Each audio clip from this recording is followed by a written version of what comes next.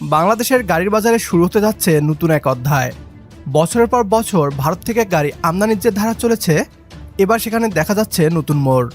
শুধু ভারত নয়, এবার পাকিস্তান থেকেও বাংলাদেশে গাড়ি আসার উদ্যোগ নেওয়া হয়েছে। ইতিমধ্যে বাংলাদেশ ও পাকিস্তানের মধ্যে গাড়ি আমদানির বিষয়ে একটি নতুন সমঝোতা স্মারক স্বাক্ষরিত হয়েছে। ঠিক কতগুলো গাড়ি আসছে পাকিস্তান থেকে? এই নতুন উদ্যোগ কি বাংলাদেশের গাড়ির বাজারে বড় ধরনের পরিবর্তন আনবে? এর ফলে ভারতের গাড়ির বাজারে কতটা ধস নামতে পারে? আপনার এই প্রশ্নগুলোর উত্তর জানাবো আজকের এই ভিডিওতে।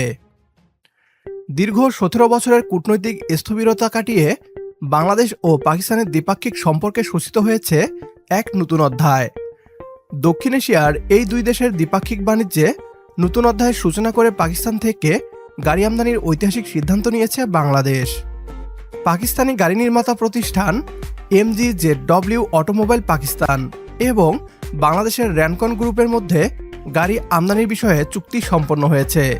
চুক্তি অনুযায়ী চলতি বছরেই স্থানীয়ভাবে সংযোজিত 100টি MG ব্র্যান্ডের সেডান ও স্পোর্ট ইউটিলিটি ভেহিকেল বাংলাদেশে আসবে, যা আগামী 4 বছরে পর্যায়ক্রমে 5800টিতে উন্নীত করা হবে। পাকিস্তানের প্রধানমন্ত্রীর শিল্প ও উৎপাদন বিষয়ক বিশেষ সহকারী হারুন আক্তার খান এটিকে রপ্তানি বাণিজ্যের মাইলফলক হিসেবে উল্লেখ করেছেন।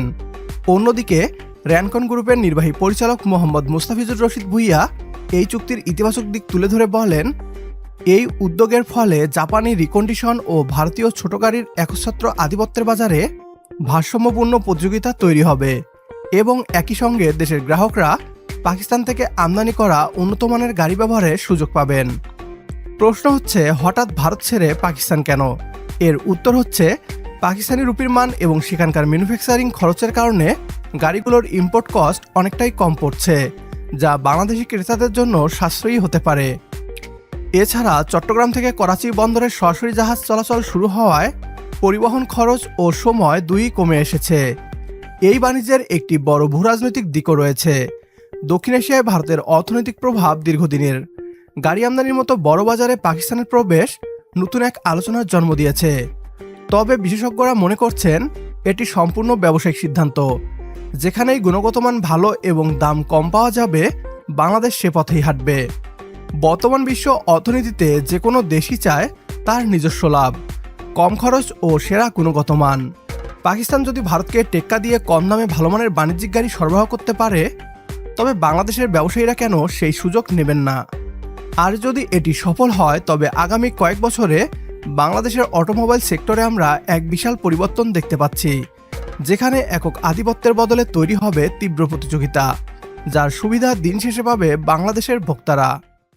প্রিয় দর্শক, আপনি কি মনে করেন পাকিস্তান থেকে গাড়ি আমদানি করা কি বাংলাদেশের জন্য একটি স্মার্ট অর্থনৈতিক সিদ্ধান্ত হবে, নাকি ভারতের সাথেই বাণিজ্য ধরে রাখা উচিত? কমেন্ট বক্সে জানিয়ে দিন আপনার গুরুত্বপূর্ণ মতামত।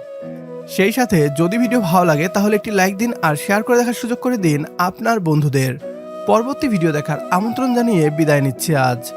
আল্লাহ হাফেজ।